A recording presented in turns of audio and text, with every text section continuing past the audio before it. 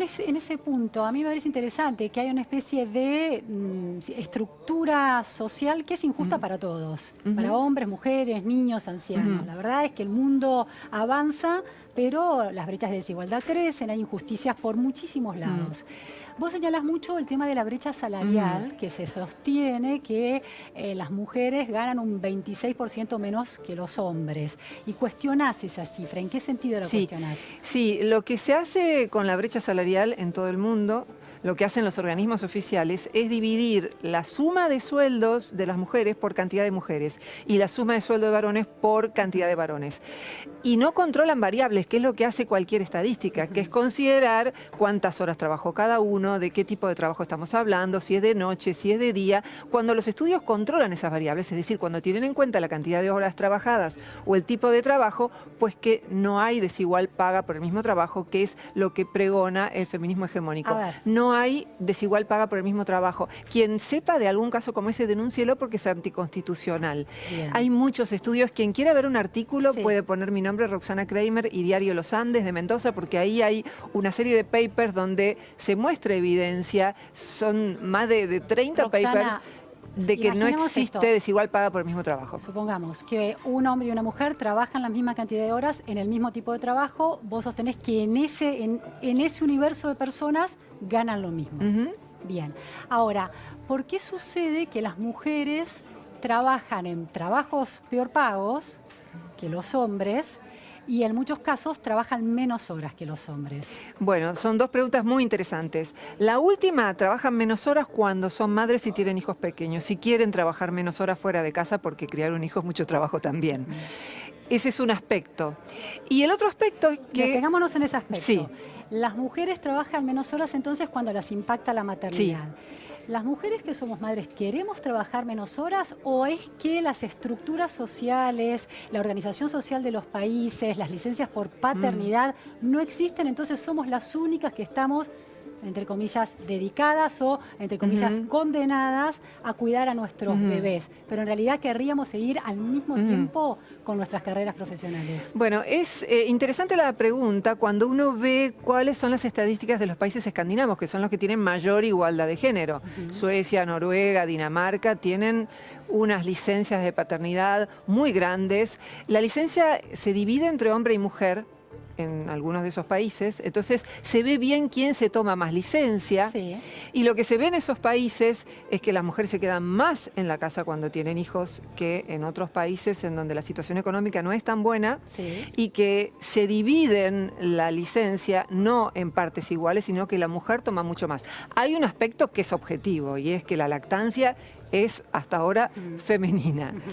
Pero también hay otros aspectos, y es que el presupuesto del feminismo hegemónico es que psicológicamente hombres iguales somos iguales, tenemos las mismas preferencias, elegimos las mismas profesiones, los mismos oficios, hablamos porque nos interesan exactamente los mismos temas de conversación, y por tanto se piensa que una mujer querría trabajar en promedio tanto como un varón. Y se me acusa cuando digo esto de querer recluir nuevamente a la mujer en el hogar. En realidad, si uno ve las estadísticas, la mayor parte de los varones y de las mujeres ya no quieren que la mujer esté en el hogar full time. Los varones tampoco lo quieren, y yo tampoco, mucho menos. El punto es... Digo, vos que estás pensando mucho también en la perspectiva de los hombres, una pregunta interesante podría ser... Quizás los hombres tampoco quieren trabajar tantas horas. Pero hay una estructura social que, bueno, los lleva a ser ellos los que salen a trabajar. No les queda otra cosa, no les queda otra cosa. El otro día estuve en un programa de televisión y me decían, ¿y por qué los varones no salen a protestar? Por todos estos problemas que tienen, que mueren antes pero se jubilan después, tienen más accidentes de trabajo, etcétera, etcétera. Y uno me decía, ¿por qué estamos trabajando? O sea, si vemos que esa brecha da que ellos están trabajando más horas, y vemos que cuando las mujeres no tuvieron hijos, en los estudios se muestra que ganan más en promedio, no menos. Eso está demostrado. La cuestión es cuando tienen hijos. Entonces, bueno, hay también una transferencia de recursos de la que muy pocos estudios dan cuenta, que es el dinero que aporta a la casa el varón cuando tiene hijos. que en promedio aporta más dinero que la mujer. Bueno, claramente porque la mujer está trabajando menos. Exactamente. Está haciendo tareas no remuneradas, que es un gran tema también de injusticia contra la mujer. Y además tenemos que tener en cuenta cuánto consumen las mujeres. En los estudios sobre consumo se ve que las mujeres son las encargadas del 80 y pico % del consumo, que no es por supuesto solo para ellas, sino que también tiene que ver con la casa y demás, pero ahí tenemos que tener en cuenta otras variables. Y la segunda pregunta que me habías hecho, que era, que ya me lo olvidé, pero la quería, que el tipo de trabajo, si se remunera igual el mismo tipo de trabajo. La cuestión es que como las mujeres no tenemos las mismas preferencias, en promedio, que los varones recuerden por favor esto de en promedio, los trabajos que elegimos suelen ser peor pagos, porque son trabajos de cuidado, que son trabajos que no se han categorizado tanto en el mundo moderno. Bueno, por ejemplo, maestras, docentes, enfermería, cuidado de personas, limpieza. Que es un trabajo no remunerado, ama de casa. Claro. Pero ahí tengo varias preguntas. En relación a los países escandinavos que han corregido los sesgos culturales de género, por ejemplo, con las licencias por maternidad y paternidad muy equitativas, es cierto que las diferencias de género en términos culturales han sido corregidas y la teoría detrás de la que se alinean psicólogos como Jordan B. Peterson, que es muy conocido en este debate, muy alineado con lo que vos estás planteando, como teorías evolutivas de lo psicológico, dicen que en esos países escandinavos lo que se termina notando son las diferencias biológicas que determinan a los individuos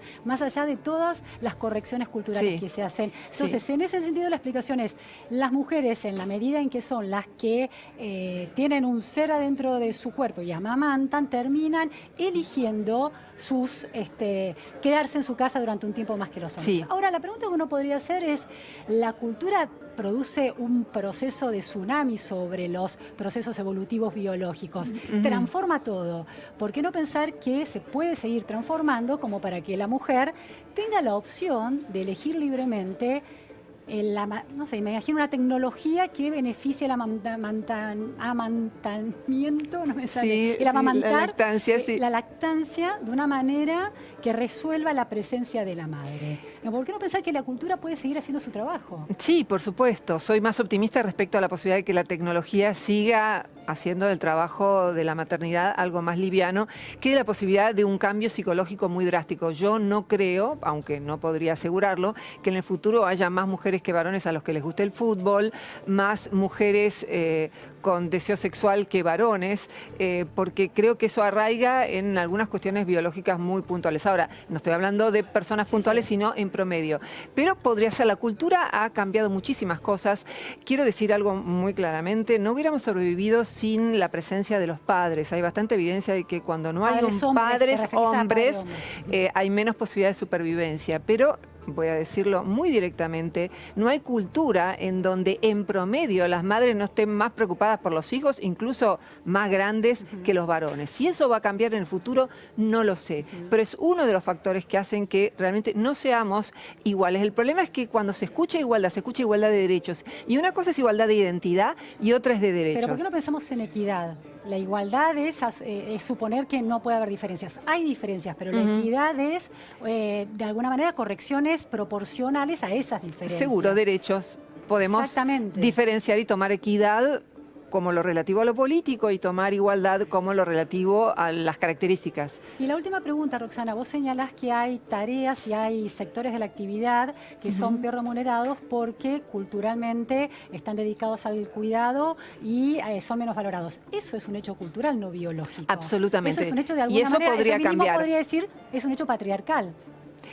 Yo no diría que es un hecho patriarcal porque no creo que vivamos ya en un patriarcado, pero sí creo que la Revolución Francesa lo que hizo fue categorizar las cuestiones tecnológicas y lo que podemos hacer es lo que hizo Suecia, que es pagarle mucho mejor a los maestros. El diputado sueco en promedio es maestro.